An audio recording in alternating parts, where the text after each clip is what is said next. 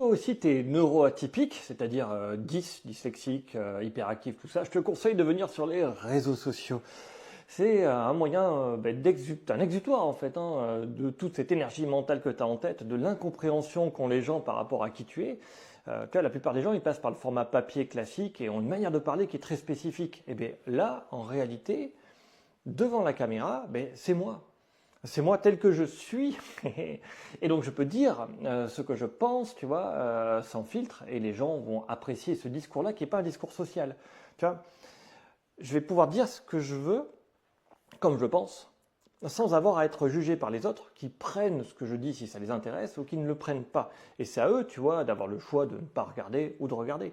Mais moi, en tant que ce qui est vraiment intéressant, dyslexique et hyperactif évidemment, c'est que j'ai besoin de dépenser de l'énergie mentale. Et cette énergie, plutôt que de prendre des médicaments, de la Ritaline pour me calmer, je sais pas quoi, moi je ne peux jamais prendre ça. Moi je m'exprime dans mon hyperactivité et les réseaux sociaux me permettent de transmettre les choses que j'apprends, les choses que je vis, aux gens hein, ça peut faire écho dans leur vie et qui ont peut-être les mêmes problématiques que moi.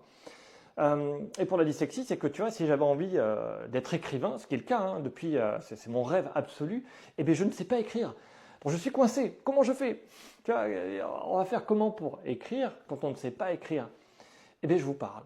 Voilà ce que je fais. Je vous parle de ce que je sais faire en tant que professionnel de la prévention, du fait que je fais des jeux de société, je n'ai pas trop parlé de ça encore, non plus du fait que je suis en train d'écrire un livre.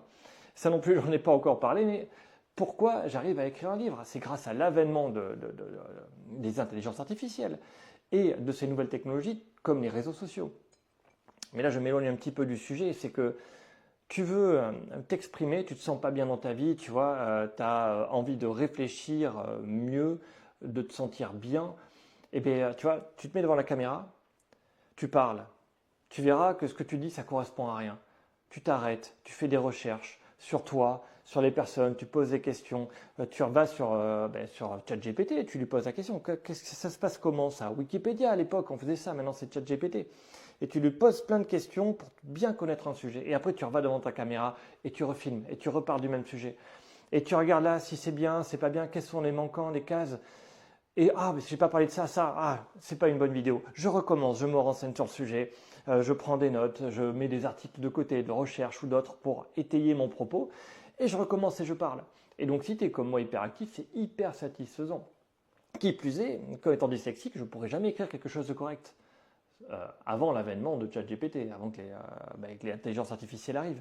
Et sur le coup, là, je peux te transmettre de manière vulgaire, de manière simple, simplifiée, mes recherches, ce que je pense, mes conclusions dans ma vie pour essayer de t'aider.